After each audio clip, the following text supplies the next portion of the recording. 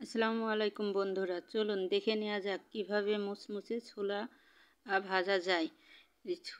দোকানের মতন মুচমুচে ছোলা ভাজা, চলুন দেখে নেওয়া যাক। আমি লবণ দিয়ে দিলাম,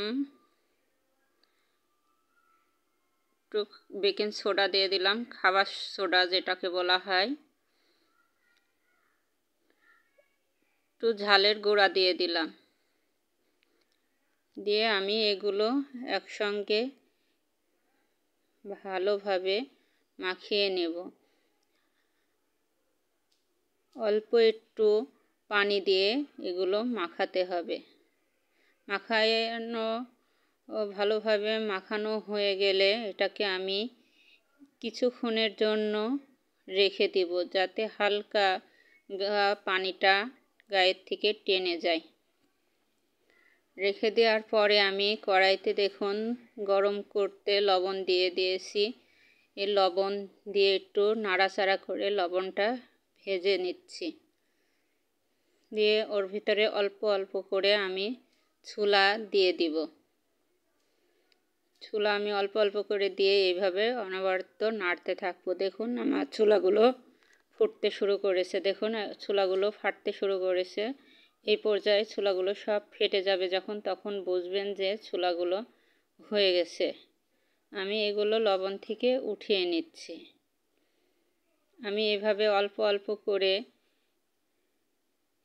সব ছোলাগুলো ভেজে নিব। দেখুন আমি আবার আপনাদের দেখানোর জন্য আবার অল্প করে চারটে দিয়েছি। দেখুন অল্প অল্প করেই দিতে হবে, দিয়ে ভাজতে হবে।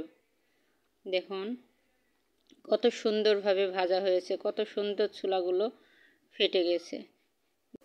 আমার ছোলাগুলো সব ভাজা হয়ে গেছে, দেখুন কত সুন্দর হয়েছে ভাজা।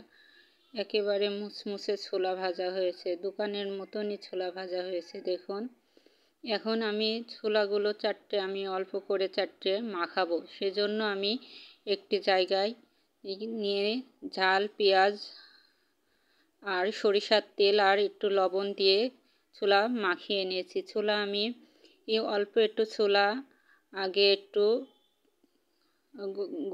ডোলে একটু জায়গায় নিয়ে একটু ডলে নিয়েছি, দিয়ে খোসাটা ছাড়িয়ে নিয়েছি। ছাড়িয়ে এইভাবে মাখিয়েছি। এইভাবে মাখিয়ে খেয়ে দেখবেন, খুব স্বাদ লাগে। আর আপনারা চাইলে আস্তেও খেতে পারবেন, আবার এভাবে মাখিয়েও খেতে পারবেন। আপনাদের যেটা ভালো লাগবে সেটাই খেতে পারবেন। তো আপনারা 5 মিনিটে এইভাবে তৈরি করে নিতে পারবেন। ভিডিওটা যদি ভালো লাগে অবশ্যই লাইক, কমেন্ট, শেয়ার করে দিবেন।